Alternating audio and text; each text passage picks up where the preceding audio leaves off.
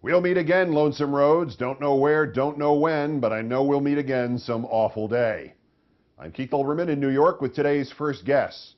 Apparently I started something. I took my show off its old home, and then it was reported that Katie Couric was out at the CBS Evening News. Then the story was that Meredith Vieira was leaving today. Then that Matt Lauer was going to leave today at the end of next year. And then the big one, Glenn Beck, Lonesome Roads his own self, off to join the invisible 24-hour-a-day Glenn Beckathon network. By the way, I must digress here and remind you that there is one significant difference between my career move and these others. I'm coming back later this spring, same time, same show, new and improved, different network. As to Mr. Beck, I wrote about this as it happened last Wednesday, and reflection and leaks suggest that it is even more starkly true than I thought at the time. He will dress it up as nicely as he can, and Fox sure tried to make it sound good. But frankly, Beck had decided that Fox was making way too much money off him that he should have been keeping for himself. As Beck wraps up a program whose ratings have been plummeting steadily for over a year, his crazier supporters are split between those who believe he was forced out by a cabal of left-wingers, George Soros, Media Matters, Stop Beck, me, and the other slightly smarter ones who realize that they have to say the opposite, that he wasn't forced out by a cabal of left-wingers, because that would mean George Soros, Media Matters, Stop Beck, me have influence. That can never be admitted. Conservatives have to pretend there is a liberal media cabal, but to actually acknowledge that it works would be to threaten the backbone of their collective delusion, that they are in charge, and any interruption in that by the left can be and will be corrected immediately. Immediately! So, next for Beck.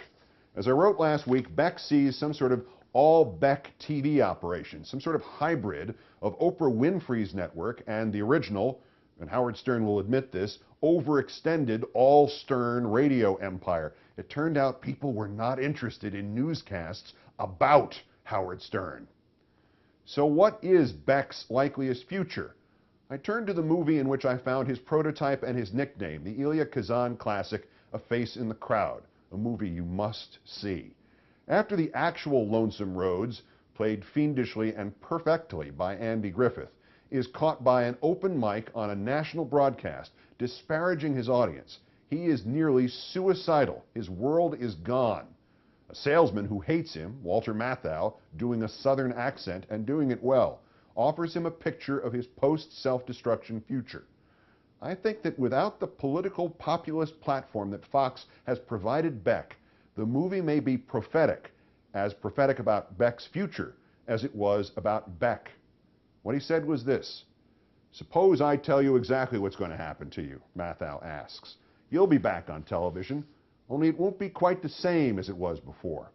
After a cooling off period, someone will say, 'Why don't we try them again in an inexpensive format?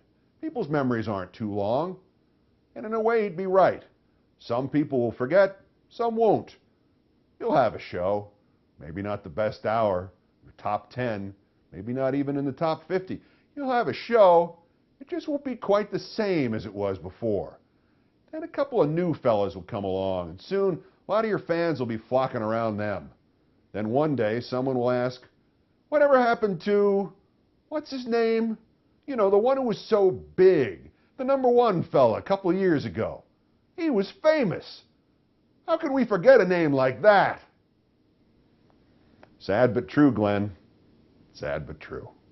One of the reasons, if you leave, your audience better know exactly where you're going and exactly why they're going to be able to get then exactly what you used to give them before. See you late spring.